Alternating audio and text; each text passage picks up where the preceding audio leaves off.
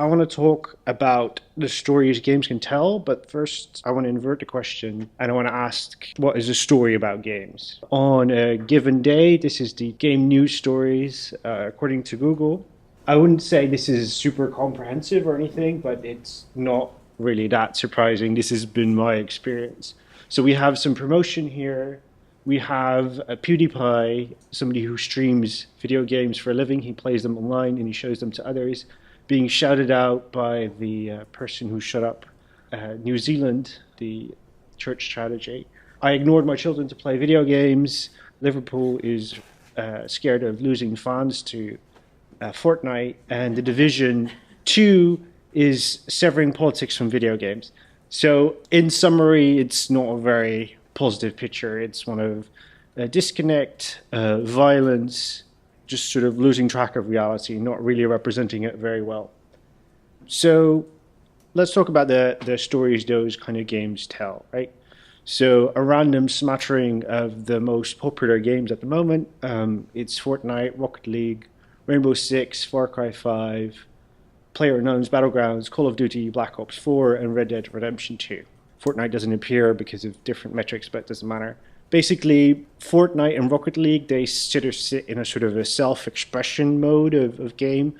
Like, there's not so much a story as such. They're just a big online community, and most of the, like, how it looks and a little bit of the flavoring is about self-expression. So you can buy hats and outfits to express yourself in a social space.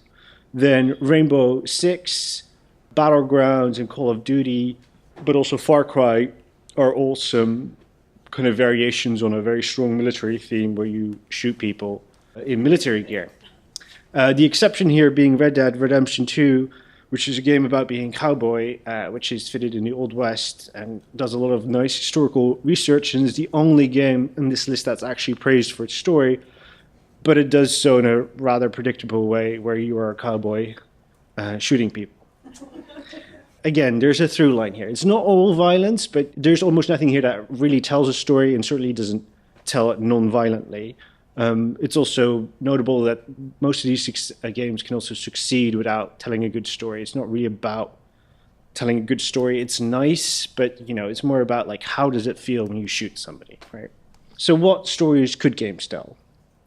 Right? So this is what they tell in popular perception.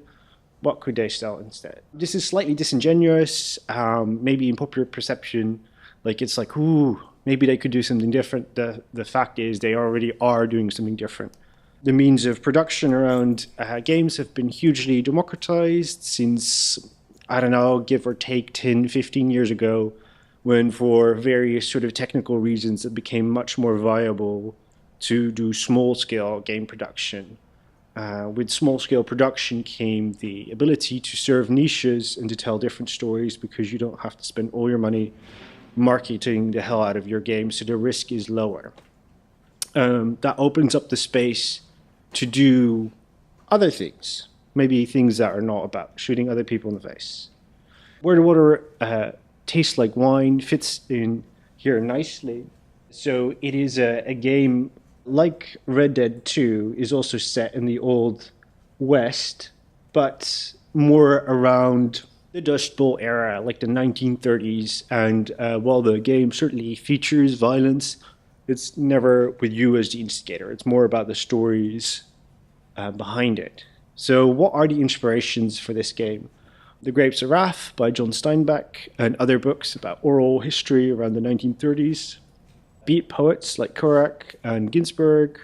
The art style was drawn from classic wood carvings like this one from Emil Nold, and my personal favorite movies such as the Beautiful Days of Heaven, which talks about that era. So already we have like quite a bit of a difference, right? Most popular genres, they either represent some kind of hyper-capitalist mode of consumption where you can buy and show off through consuming things. You can express yourself, such as in Fortnite and other sort of social games of that nature, or through explosions and violence. Here we have some like poetry and some certainly not like unpopular cultural artifacts, but certainly unusual, at least in contrast to how games are popularly perceived. It is a game about stories. It's about finding vignettes of stories across America in an almost anthropological sense. You find very short snippets of story that have been made up, but that represent some kind of truth about 1930s America. As you can see, it starts out with a very classic scene in which you are sold out to this devil character. You lose a poker hand to him, and then you die, and you're indebted, obviously. And he makes you seek out stories, right? And it starts off with we want you to find the small stories, the big stories mostly lie. So we want you to do this kind of research, and that's also you as a player. So most of the game is spent exploring the big American landscape and finding stories such as this one. You walk into a town and you see a house and somebody tells you that the house is haunted, but there's a twist. Well, it's actually not haunted. It's somebody curses it because it's made by their former student, and they're both architects and they stole business from each other, and this is rivalry. And that feels as a betrayal because they used to work together. So this is like a kind of a mundane story, and you put it in your pocket and you carry it with you. And then as you traverse through the game, what starts to happen is you meet people like this one that will retell that story back to you, except now they're feuding architects, and they come to a fight, and it gets blown out of proportion. And the more you travel, the more you hear more stories told back to you in an ever increasing levels of majesty and fiction. The game is here demonstrating how mundane truths get twisted to serve some entertainment and story need. But at the root of it is some kind of truth. Again, telling us something about how stories and myth-making operate.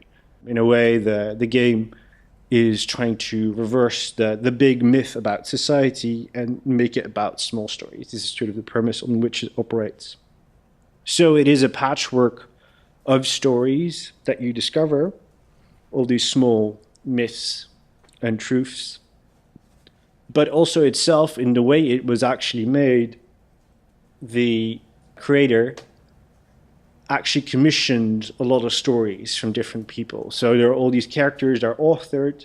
So here we can see Mary Landgrab, that's an actual person who wrote this story for the game. So in a holistic fashion, the game gives space to other writers to bring a little bit of their truth into the sort of the tapestry of stories it's trying to represent. Now, in these encounters, you meet people and they want you to tell you stories. So here you will have all your collected stories, which are arranged by some kind of tarot logic and themes, and you have to tell them the stories they want to hear in order for them to tell you their life story. You fulfill a need for these people, and there's an exchange. In some ways underlining our need for stories and engaging with that, but also pointing out slightly darkly, I guess, the sort of instrumentation and the transactional value of stories. Not just for good, but also for evil, and this is trying to sort of expose that to us.